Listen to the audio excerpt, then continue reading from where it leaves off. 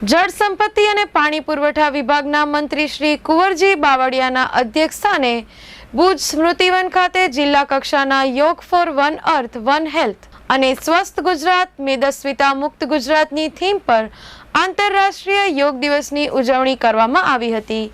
વહેલી સવારે મિયાવાકી વનના આહલાદક વાતાવરણમાં યોજાયેલા કાર્યક્રમમાં 2500થી વધુ યોગ પ્રેમીઓ જોડાયા હતા।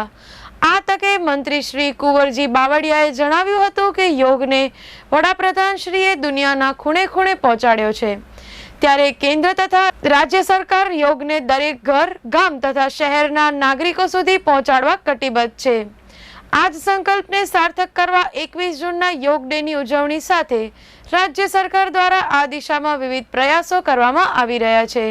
આ પ્રસંગે સાંસદ શ્રી વિનોદભાઈ ચાવડાએ જણાવ્યું હતું કે વડાપ્રધાન શ્રી નરેન્દ્ર મોદીએ યોગના માધ્યમથી સમગ્ર વિશ્વને જોડ્યું છે, ત્યારે ભારતીય સંસ્કૃતિની ધરોહર એવા યોગ સાથે આખું વર્ષ જોડાઈને સ્વાસ્થ્ય પ્રાપ્ત કરીએ।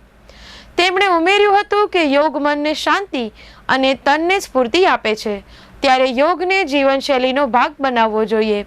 આ અવસરે વડાપ્રધાન શ્રી નરેન્દ્ર મોદીએ વિશાખાપટ્ટનમ ખાતેથી જીવંત પ્રસારણ દ્વારા જોડાઈ ભારતવાસીઓને યોગ સાથે જોડાવા પ્રેરણાત્મક સંબોધન કર્યું હતું।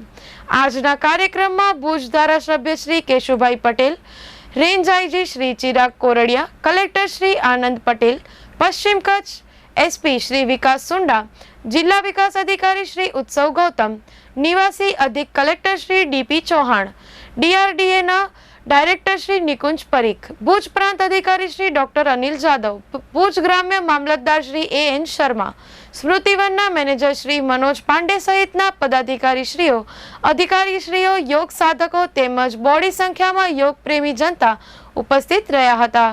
ગુજરાત રાજ્ય યોગ બોર્ડના કચ્છ જિલ્લા યોગ કોઓર્ડિનેટર શ્રી સંત રામદાસજી દ્વારા યોગ પ્રોટોકોલની તાલીમ આપવામાં આવી હતી।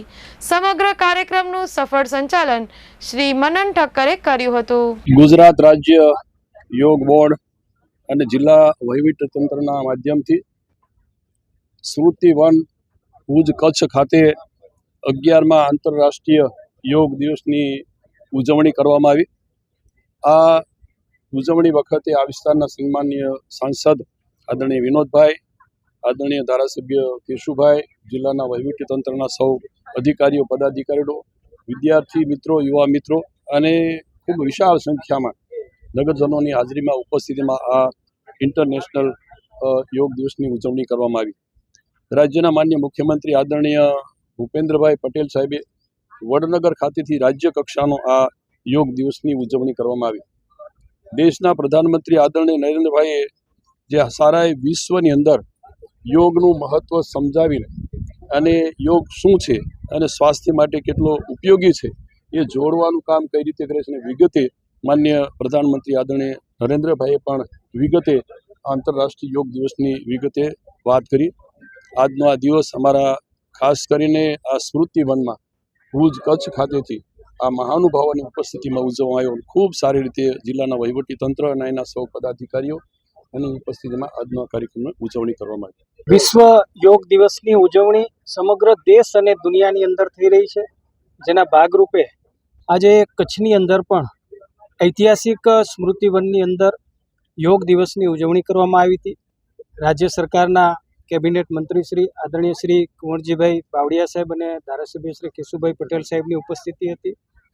વહીવટતંત્ર અને સૌ અધિકારી મિત્રો અને સૌ લોકો સાથે મળી કરીને આજે યોગની ઉજવણી કરી હતી। દેશના યશસ્વી વડાપ્રધાન શ્રી નરેન્દ્ર મોદી સાહેબ, જેમણે વિશ્વને આ યોગનો સંદેશો આપ્યો છે।